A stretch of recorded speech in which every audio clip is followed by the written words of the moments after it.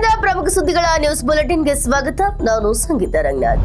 ಬರೋಬ್ಬರಿ 31 ಕೇಸ್ ಇದ್ರು. 9 ವರ್ಷಗಳಿಂದ ಕಣ್ಣ ಮುಚ್ಚಾಲೆ ಆಡ್ತಿದ್ದ ರಂಜಾನ್ಗೆಂದು ವಿದೇಶದಿಂದ ಬಂದು ಲಾಕ್ ಆದ ಆರೋಪಿ.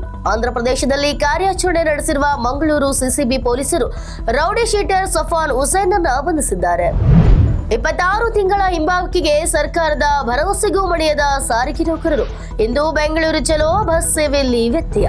ಸಾಲಗಾರರು ಹಾಗೂ ಚಿನ್ನ ಅಡವಿಟ್ಟವರಿಂದ ತಪ್ಪಿಸಿಕೊಳ್ಳಲು ತನ್ನ ಮೇಲೆ ಆಸಿಡ್ ದಾಳಿ ನಡೆಸಿ ಬಂಗಾರದ ಅಂಗಡಿ ದರೋಡೆ ನಾಟಕ ಮಾಡಿ ಕಾಕಿ ಕೈಲಿ ಲಾಕ್ ಆದ ಮಾಲೀಕ ಮಂಡ್ಯ ಜಿಲ್ಲೆಯ ಪಾಂಡವಪುರ ತಾಲೂಕಿನ ಕ್ಯಾತ್ನಹಳ್ಳಿಯಲ್ಲಿ ಘಟನೆ. ಅಮೆರಿಕದ ಟೆಕ್ಸಾಸ್ನಲ್ಲಿ ಹನುಮಂತನ ಪ್ರತಿಮೆ, ಇದು ಪಾಕಿಸ್ತಾನ ಭಾರತವಲ್ಲ, ಅತಿಕ್ರಮಣ ನಿಲ್ಲಿಸಿ ಎಂದ ಎಂಎಜಿಎ ನಾಯಕ. ಅಮೆರಿಕದ ಟೆಕ್ಸಾಸ್ ರಾಜ್ಯದಲ್ಲಿರುವ ಭಾರೀ ಹನುಮಂತನ ಪ್ರತಿಮೆಯನ್ನ ಉಲ್ಲೇಖಿಸಿ ರಿಪಬ್ಲಿಕನ್ ನಾಯಕರೊಬ್ಬ ಮಾಡಿದ ಹೇಳಿಕೆ ಸಾಮಾಜಿಕ ಜಾಲತಾಣಗಳಲ್ಲಿ ತೀವ್ರ ಚರ್ಚೆಗೆ ಕಾರಣವಾಗಿದೆ.